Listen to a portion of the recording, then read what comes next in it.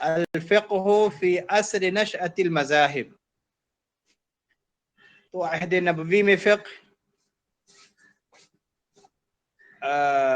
عہد صحابی میں فقہ، عہد تابعین میں فقہ، عہد تبع تابعین میں فقہ، اس کے بعد جو ہے عصر نشأۃ المذاہب، مذاہب کے پروان چڑھنے کے زمانے کی فقہ، مذاہب کے وجود میں آنے کے زمانے کی فقہ۔ جب مذاہب وجود میں آنے شروع ہو گئے تو اس زمانے میں فقہ کی کیا کیفیت تھی اور فقہ کے کیا مطلب تھا، اور یہ مذاہب نئے نئے مذاہب جو وجود میں آئے اس کے اسباب کیا تھے، اس کے بارے میں انشاءاللہ ہم جو ہے آج سے گفتگو کریں گے۔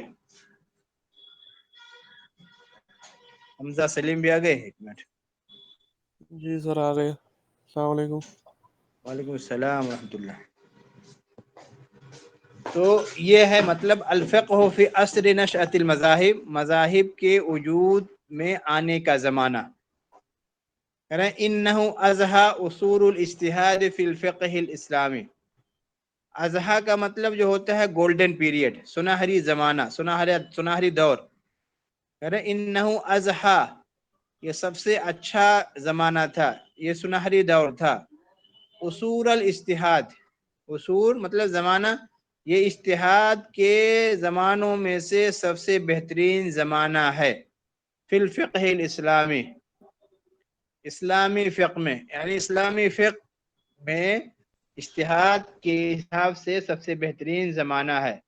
جیسے آپ عصر الکمال والنجز، دیکھیں کمال کا مطلب پورا ہونا، نضج کا مطلب نضج ینضج مطلب پک جانا، تیار ہو جانا۔ تو کوئی بھی علم جب شروع میں، کسی بھی علم کی ایک شروعات ہوتی ہے، اس کی بنیاد رکھی جاتی ہے، اس میں بہت ساری کمیاں ہوتی ہیں، بہت ساری غلطیاں ہوتی ہیں، وہ پھر آہستہ آہستہ آہستہ ایک زمانے کے بعد اس علم کی تکمیل ہو جاتی ہے۔ مطلب یہ کہ سارے ابواب مرتب ہو جاتے ہیں، سارے قواعد بن جاتے ہیں، ساری چیزوں کا احاطہ کر لیا جاتا ہے۔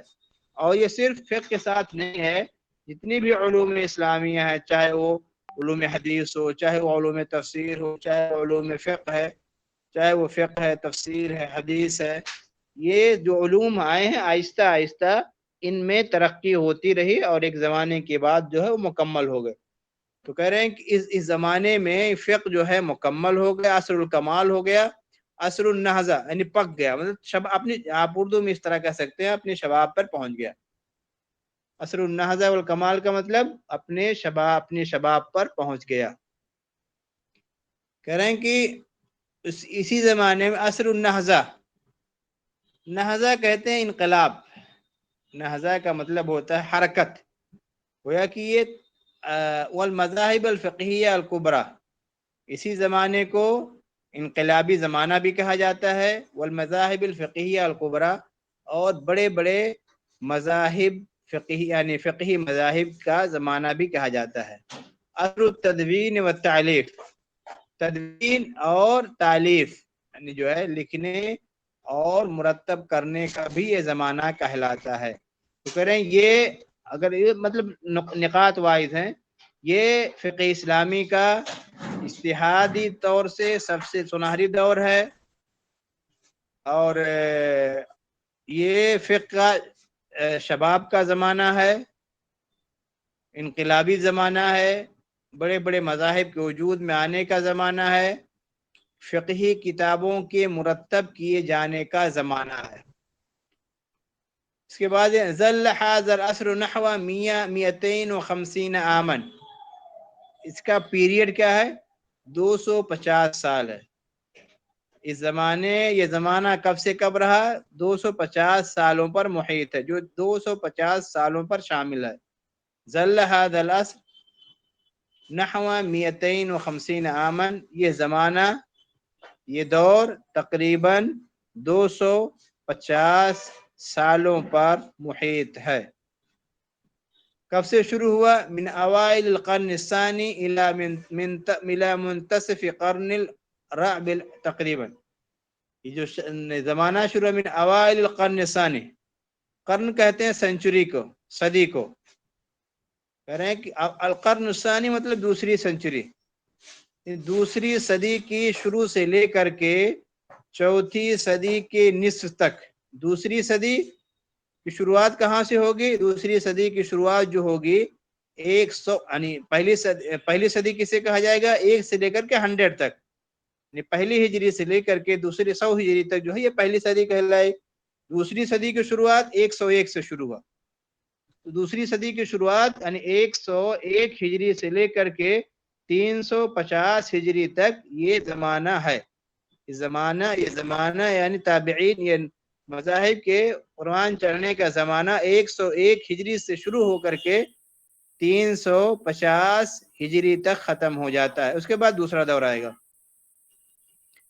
کہہ رہے کہ عصر النہضہ الفکریہ والعملیہ فی العالم الاسلام لیس عصر النہضہ الفقہیہ فقط. کہہ رہے ہیں کہ یہ زمانہ نہضہ فکری انقلاب کا بھی زمانہ ہے، اور علمیہ اور سائنسی علوم اور سائنسی ایجاد کا بھی زمانہ ہے. فی العالم الاسلامی، یہ زمانہ جو ہے بڑا ہی سنہری دور ہے، سنہرا زمانہ ہے. اس زمانے میں فکر مطلب فکر میں بھی لوگوں کے افکار بھی بدلے، لوگوں کے افکار بھی چینج ہوئے، لوگوں کے افکار میں بھی مطلب پروان چڑھے، اور ساتھ ہی ساتھ سائنسی ترقی بھی ہوئی. لیس عصر النہضۃ الفقہیہ، صرف فقہی انقلابی زمانہ، یعنی فقہ کے اعتبار سے ہی یہ انقلابی زمانہ نہیں ہے، بلکہ علمی جب علم کہتے ہیں عربی زبان میں تو علم کا مطلب ہوتا ہے سائنس. عربی میں ایسے میں کہتے نہیں ہے سائنس، مثال کے طور پر فیکلٹی آف سائنسز یا ڈپارٹمنٹ آف سائنس، تو وہاں عربی میں جو کہا جائے گا قسم العلوم، قسم العلوم. اسی طریقے سے ایک اصطلاح ہے الاعجاز العلمی. اعجاز، قرآن میں جو اعجاز ہے، آپ علوم القرآن میں اعجاز پڑھے ہوں گے یا پڑھیں گے انشاءاللہ، تو اعجاز کئی اعتبار سے قرآن مجید میں ہے. اعجاز لفظی بھی ہے، اعجاز بلاغی بھی ہے. تو ایک ہوتا ہے الاعجاز العلمی، سائنسی اعجاز.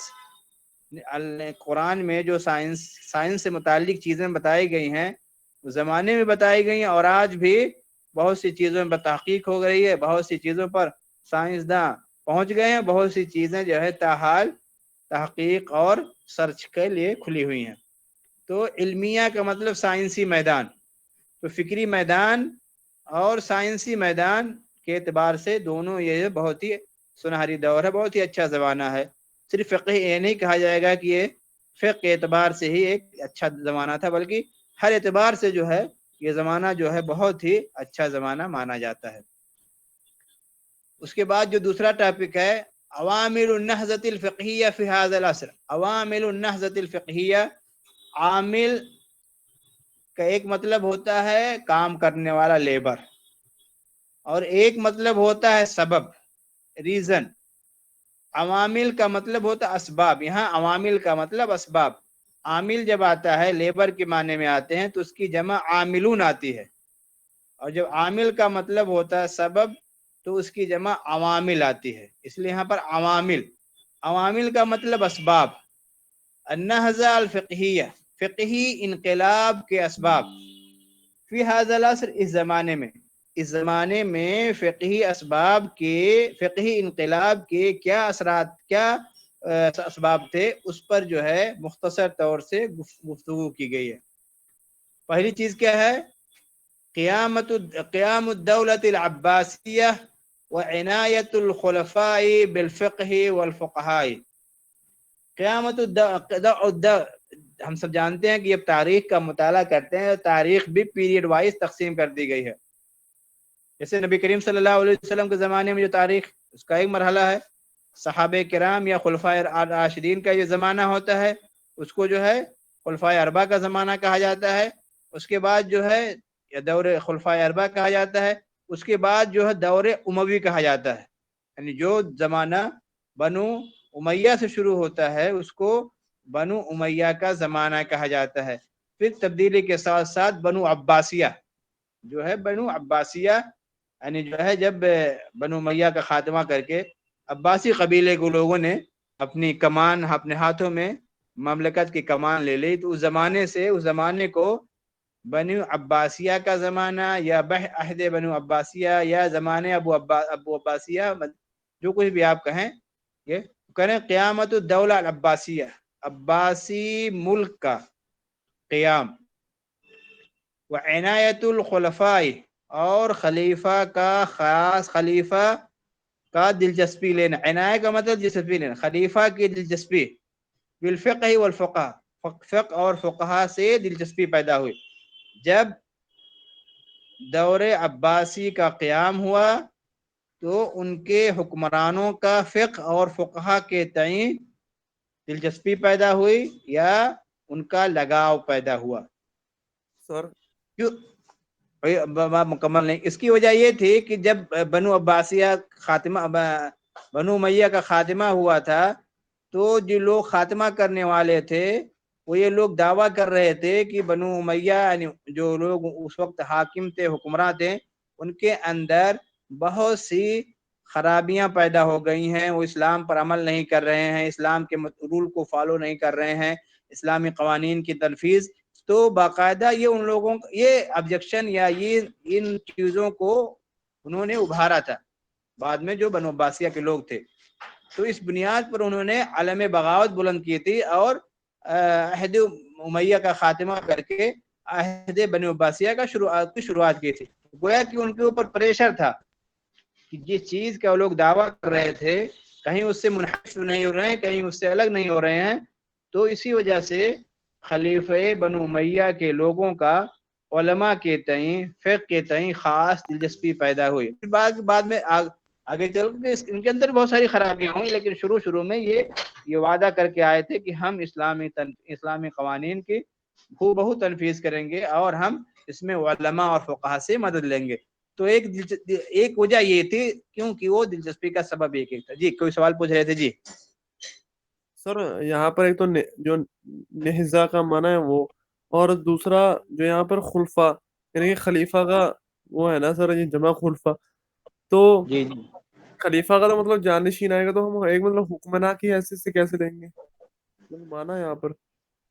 جی دیکھیے کہہ رہے ہیں کہ نہضہ کا مطلب ہوتا ہے انقلاب، حرکت، مومنٹ۔ نہضہ کا مطلب کیا ہوتا ہے؟ حرکت، مومنٹ کیسے مطلب ہوتا ہے؟ جیسے جو ہے النہضہ الاسلامیہ، اسلامی مومنٹ۔ نہضہ کو عربی میں دوسرا اس کے لیے جو لفظ آتا ہے الحرکہ بھی آتا ہے۔ جب کوئی مومنٹ ہو، جیسے کوئی تحریک، یا اردو میں جو آپ استعمال کرتے ہیں تحریک اسلامی، جیسے حرکت اسلامی ہے، ہاں، تو اسی کو النہضہ الاسلامیہ بھی کہہ سکتے ہیں، الحرکہ الاسلامیہ کہہ سکتے ہیں، ٹھیک ہے؟ تو یہ نہضہ کا مطلب ہوا۔ اور دوسرا جو آپ کا سوال تھا کہ خلیفہ کا مفرد جو ہے، خلیفہ کی جمع خلفاء آتی ہے، جس کا مطلب جانشین ہے۔ ایک جو ہے ورڈ کے، ایک لفظ کے کئی میننگ ہوتے ہیں، تو ایک میننگ وہ بھی ہے جو آپ نے بتائے ہیں کہ خلیفہ کا مطلب جانشین ہے، اور ایک دوسرا مطلب یہ ہے کہ خلیفہ کا مطلب حاکم، حکمراں۔ اسی لیے کہتے ہیں خلفائے اربع، خلفائے اربع اسی لیے کہتے ہیں، چاروں خلیفے کو خلفائے اربع کہتے ہیں۔ ابو بکر رضی اللہ تعالیٰ عنہ خلیفہ، عمر رضی اللہ تعالیٰ عنہ کو خلیفہ، عمر، عثمان، علی، ان کے لیے خلیفہ ہی کا لفظ استعمال ہوتا ہے۔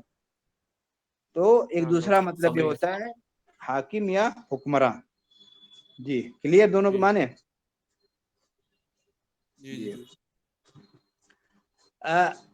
تو میں جو گفتگو کر رہا تھا کہ عباسی حکومت کا، دولہ کا مطلب حکومت، عباسی حکومت کا قیام اور عباسی حکمرانوں کا فقہ اور فقہا کے تئیں لگاؤ سے دلچسپی، یہ اس کا معنی ہوا۔ کہہ رہے کہ قامت الدولۃ العباسیہ باسم الدین، عباسی حکومت دین کے نام پر قائم ہوئی تھی۔ تقرب الخلفاء من الفقهاء حرصا ان يكون درعا للدولة، تقرب الفقهاء من الفقهاء، حکمراں قریب ہوئے فقہا سے، حرصاً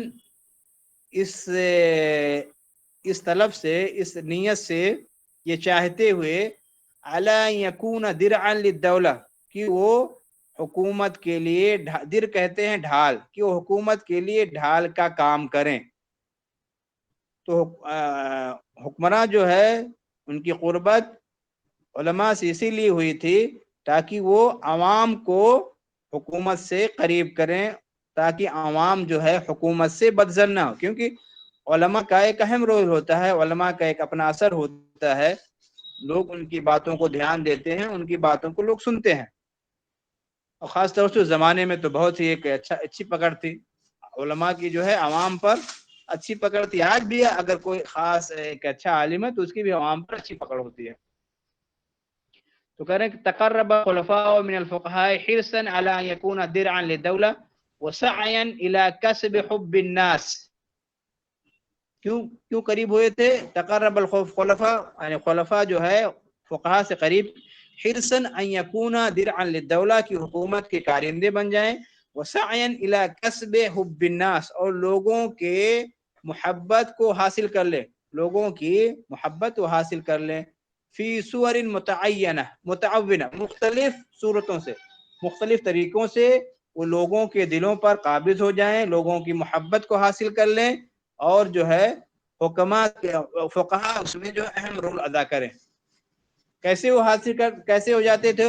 منہا حضور المجالس العلم، وہ علماء کی مجالس میں حاضر ہوتے تھے، شریک ہوتے تھے. تقدیم الہبات، کہہ رہے ہیں کہ تقدیم الہبات، ہبا کہتے ہیں ہدیہ کو، تقدیم الہبات وہ گفٹ بھی دیتے تھے، علماء کو وہ گفٹ بھی دیتے تھے. اسی طرح کے طلب لوضع القوانین المستمدہ من القرآن والسنہ، کہہ رہے ہیں کہ انہوں نے طلب کیا لوضع القوانین کہ قانون بنا دیں، دستور بنا دیں، المستمدہ جو بنے ہوئے ہوں، نکلے ہوئے ہوں قرآن و سنت، یعنی قرآن اور سنت کی روشنی میں حکومت کے لیے ایک دستور بنا دیں. کس نے الخلیفہ الہارون الرشید، جیسے کہ اس کی کیا ہے الخلیفہ ہارون الرشید الامام ابو یوسف، کہہ رہے ہیں کہ امام خلیفہ ہارون رشید نے امام ابو یوسف سے یہ مطالبہ کیا کہ آپ کوئی ایسی کتاب لکھ دیں جو کہ ہماری سیاست کا، ہمارے لیے دستور کا کام آئے. تو انہوں نے ابو یوسف نے ایک کتاب لکھی، کتاب فی سیاست الدولہ المالیہ، کتاب الخراج. ایک کتاب الخراج ہے، یہ خراج کا مطلب ہوتا ہے ٹیکس. امام ابو یوسف کی کتاب ہے الخراج، ٹیکس.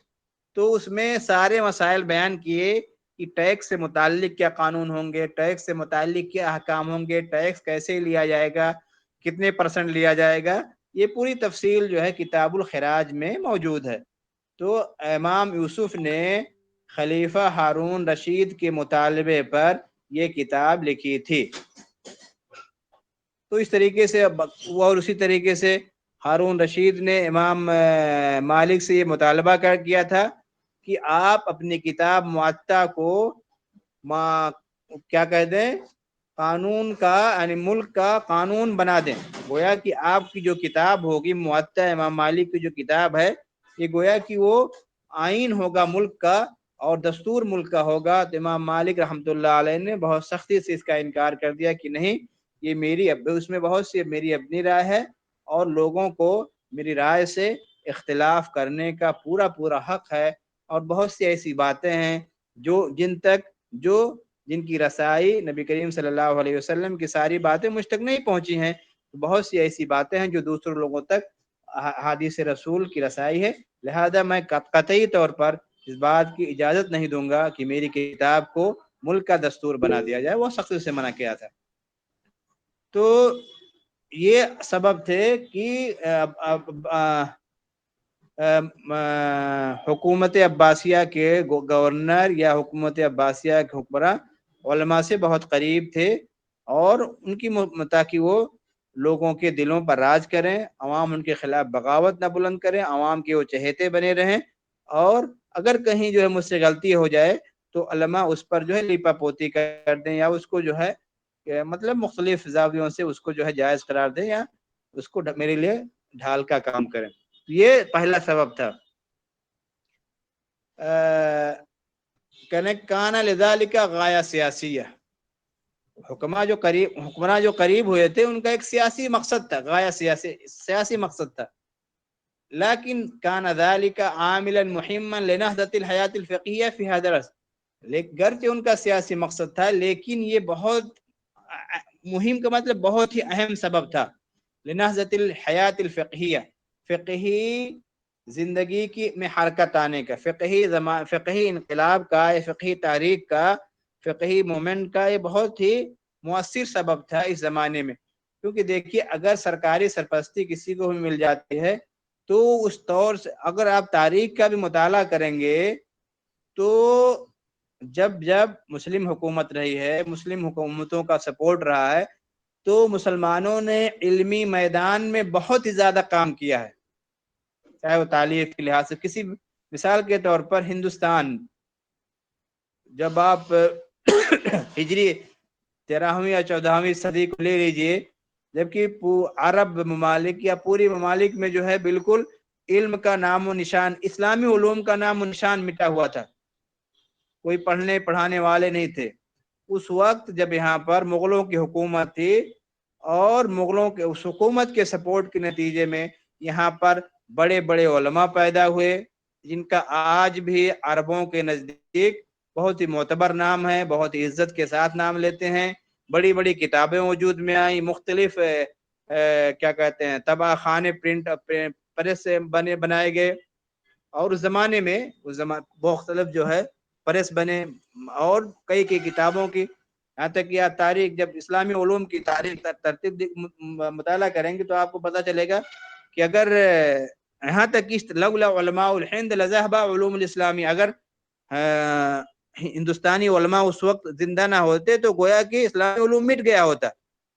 لیکن آج کا موازنہ کریں تو بہت ہی کم اسلامی علوم پر بہت ہی کم ریسرچ ہو جا رہے ہیں، بہت ہی کم تحقیق ہو رہی ہے، بڑے بڑے علماء بہت ہی کم پیدا ہو رہے ہیں. تو اس کا بہت اثر ہوتا ہے.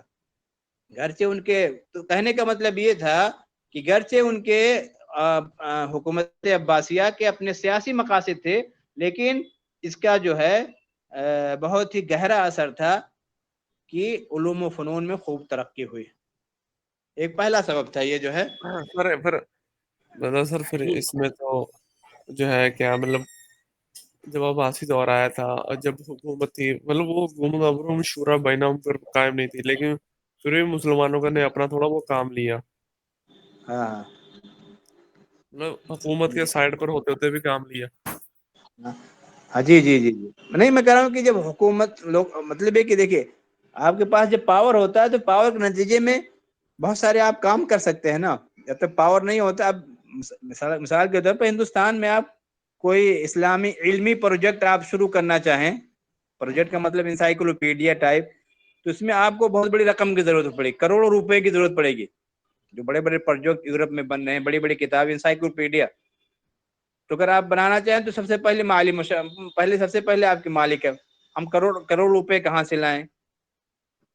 تو میں کہہ رہا ہوں اگر فوراً سپورٹ ہو جائے تو بندے بھی مل جائیں گے اور کام بھی آپ کا سالوں میں کام ہو جائے گا، بڑی بڑی پروجیکٹ بن جائیں گے. میں کہہ رہا ہوں علمی لحاظ سے، جیسے مثال کے طور پر آج سے سعودی عرب میں یا جو گلف ممالک میں خوب علمی کام ہو رہے ہیں، علماء بھی پیدا ہو رہے ہیں. لیکن آج سے اگر آپ وہی 50 60 70 سال پہلے کوئی قابل ذکر عالم نہیں تھا عربوں میں، تو اس کا میں کہہ رہا ہوں اس کا بہت اثر پڑتا ہے. جی مطلب سر پھر ایک سوال یہ پیدا ہوتا ہے کہ مطلب جو وہ تھا ہارون نے محمد یوسف سے کہا کیوں تھا؟ مطلب وہ تو حاکم تھا محمد ہارون رشید، ہاں تو یوسف فقیہ تھا، تو جی محمد یوسف سے جب کہا تو مطلب اس کا مطلب کیا ہوا؟ مطلب انہوں نے مطلب وہ کیوں چاہا کہ یہ چیز ہو، جبکہ ہم مولانا مودودی کی کتاب خلافت ملک میں پڑھتے ہیں کہ یہ اصل میں اجمیوں کی حکومت تھی. یہ کیا نام ہے ان کا، عباسی عباسیہ. عربوں کے اس میں آئی تھی کہ عرب ان پر ظلم کر رہے ہیں اجمی پر. تو یہ چیز مطلب وہ تو ایک نسل پرستی پر حکومت بن رہی تھی نا، وہ یہ کام کیوں کر رہی تھی؟ نہیں میں کہہ رہا ہوں کہ جو ہے بنو عباسیہ جو آئی ہے، تو دیکھیے سابقہ حکومت کی انسان جب تک لوگوں کو بدزن نہیں کریں گے، لوگوں کو ان کے خلاف بھڑکائیں گے نہیں، تب تک عوام جب تک بدزن نہیں ہوگی اب تک کوئی کسی بھی حکومت کی کائے پلٹ تھوڑی ہوگی. تو بنو عباسیہ کے لوگوں نے آہستہ آہستہ کسی بھی حکومت میں وہ بہت ساری خرابیاں پیدا ہی ہو جاتی ہیں. اور پھر اللہ تبارک تعالیٰ کی سنت بھی ہے کہ جب خرابیاں بہت زیادہ حد سے گزر جاتی ہیں تو اللہ تبارک تعالیٰ ان کو تبدیل کر کے دوسروں کو لاتا ہے، دوسروں کو موقع دیتا ہے. اللہ کی سنت بھی ہے. تو جب بنو عباسیہ کا جو قیام ہوا کرتے ان کی جو ہے شرعیت نہیں تھی بلکہ ملوکیت تھی، مطلب جانشین ہے، مطلب بیٹے باپ سے بیٹا، بیٹے سے بیٹا، اس طرح منتقل ہو رہی تھی ان کی حکومت بھی جو ہے. تو ان کا یعنی بنو عباسیہ کا سب سے پہلا یہی تھا کہ ہم آئیں گے تو مکمل طور سے اسلامی قوانین کا نفاذ کریں گے. تو ایک یہ ہے کہ آپ کو علماء سے قریب، مطلب یہ کہ اس زمانے میں جو علمی، اگر آپ تاریخ کا مطالعہ کریں گے تو یہ زمانہ سمجھیے سارے اصول فقہ اسی زمانے میں آیا، اصول حدیث بھی اسی زمانے میں لکھی گئی، بڑی بڑی کتابیں جو ہے اس زمانے میں لکھی گئیں، تفسیر کی بہت ساری کتابیں چھپیں، حدیث کی بہت ساری کتابیں چھپیں. تو یہ تالیف و تدوین یا یہ جو ہے علمی لحاظ سے بہت ہی جو ہے اچھا زمانہ یا سنہری دور یا گولڈن پیریڈ جسے کہا جاتا ہے، اس زمانے کو کہا جاتا ہے علمی ترقی کے لحاظ سے. تو آپ نے جو سوال کیا ہے امام، تو ایک تو یہ تھی کہ امام ہارون رشید نے چاہا ہوگا کہ ٹیکس کے ہمارے اوپر جو کوئی نظام بن جائے، ٹیکس کا ہمارے اوپر کوئی جو ہے ایک اصول بن جائے، اس لیے اس نے جو ہے امام جو ہے کیا کہتے ہیں ابو یوسف سے مطالبہ کیا تھا کہ آپ ٹیکس کے اوپر ایک کتاب لکھ دیں تاکہ ہمارے لیے جو ہے دستور کا کام کرے. تو اس مطالبے پر امام یوسف نے، اور پھر عجمی اور عربی کا مطلب یہ ہوتا ہے، ظاہر سی بات ہے ان کے باپ دادا جو ہے عجمی، مطلب بہت سے لوگ بعد میں اسلام میں داخل ہوئے، لیکن جہاں تک لینگویج کی بات تھی تو پھر وہ جو سارے کے سارے حکمراں عربی زبان ہی بولتے تھے، گرچہ ان کی نسل کسی تاجکستان کے، یہ بھی جو ہے ایک لحاظ سے عجمی عربی کا ایک فرق رہا ہے کہ جن کے آبا اجداد عجمی تھے لیکن بعد میں وہ بھی عربی ہو گئے تھے. مطلب عربی کا مطلب ہے کہ عربی زبان، اہل زبان ان کی عربی ہی تھی. جی کلیئر. جی اس کے بعد جو کثرت و حلقات العلم، دیکھیے جو ہے کثرت و حلقات العلم مطلب ہے کہ حلقہ کا مطلب جو ہوتا ہے مجالس العلم، مطلب علم کے مجالس کی کثرت، علم کے دروس کی کثرت. یعنی اس زمانے میں علم کے خوب دروس ہوئے.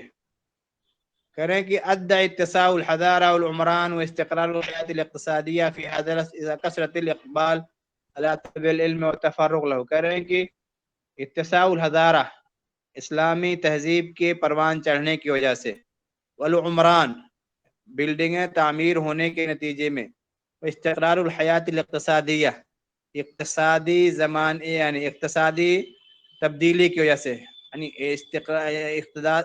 اقتصادی طور پر، یعنی اقتصادی حالت سدھرنے کے نتیجے میں، فی هذا العصر، اس زمانے میں، الی کثرت الاقبال علی طلب علم حاصل کرنے والوں لوگوں کا، یعنی علم حاصل کرنے کا شوق پیدا ہوا، تفرغ له، اس کے لیے فارغ ہو گئے. کیونکہ جب خوشحالی آئی، لوگ جو ہے اقتصادی حالت بہتر ہوئی تو لوگوں کا پڑھنے لکھنے کی طرف زیادہ دھیان ہوا. کیونکہ جب معاشی طور سے انسان کمزور ہوتا ہے تو پھر وہ معاشی لحاظ ہی سے جو ہے اسی لحاظ سے پھر آگے بڑھنے. ہندوستان میں دیکھ لیجئے کہ اگر آپ معاشی لحاظ سے بہت اچھے نہیں ہیں پھر جو ہے آپ کے لیے تعلیم حاصل کرنا کتنا بڑا چیلنج کا کام ہے. تو یہ ہمیشہ سے رہا ہے کہ جب معاشی حالت سدھرتی ہے، معاشی لحاظ سے، اقتصادی لحاظ سے انسان مضبوط ہوتا ہے تو اس کے ہاں تعلیم بھی عام ہو جاتی ہے. اگر معاشی لحاظ سے آدمی کے مطلب غربت ہے، مطلب زیادہ تر کی بات، سب کی بات نہیں ہے، مطلب یہ کہ لیکن اکثریت یہی ہوتی ہے کہ معاشی بحران کے نتیجے میں تعلیم، مطلب یہ کہ آپ مثال کے طور پر یہیں جب مسلمانوں کی حکومت تھی، مسلمان خوشحال تھے، تب آپ دیکھ لیجئے مسلمانوں میں کتنے پڑھے لکھے لوگ تھے، لیکن تقسیم کے بعد حالات بدلے اور پڑھائی لکھائی کا گراف بہت نیچے آ گیا. تو کہہ رہے ہیں کہ جب ساری چیزیں ہوئی تو تعلیمی گراف بھی ان کے اندر بڑھا. اکثر من حلقہ دراسیہ فی کل مسجد یعنی ایک ہی مسجد میں ایک ہی شہر میں کئی کے علمی مجالس سجائے گئے، حلقات العلم بعدد غفیر، عدد غفیر من الطلاب، غفیر کا مطلب بہت زیادہ، طلاب کی بہت سے طلاب ایک ہی مجلس میں شریک ہونے لگے۔ حلقات مثل الجامعات، حلقات جیسے آج کل جامعات ہوتے ہیں، یونیورسٹی ہوتی ہے، اسی طریقے اس زمانے میں حلقات ہوتے تھے بتخصصات العلمیہ دقیقہ، کوئی فقہ کا ماہر تھا، کوئی حدیث کا ماہر تھا، کوئی تفسیر کا ماہر تھا، کوئی فرائض کا ماہر تھا، کوئی جو ہے دوسرے علوم کا ماہر تھا۔ تو باقاعدہ ایک عالم، ایک اپنے اندر یونیورسٹی ہوتا تھا، اور لوگ جو ہے اس فن کو حاصل کرنے کے لیے اس کے پاس جاتے تھے، اور سینکڑوں طلبہ ان کی مجلسوں میں شامل ہوتے تھے اور ان سے علم حاصل کرتے تھے۔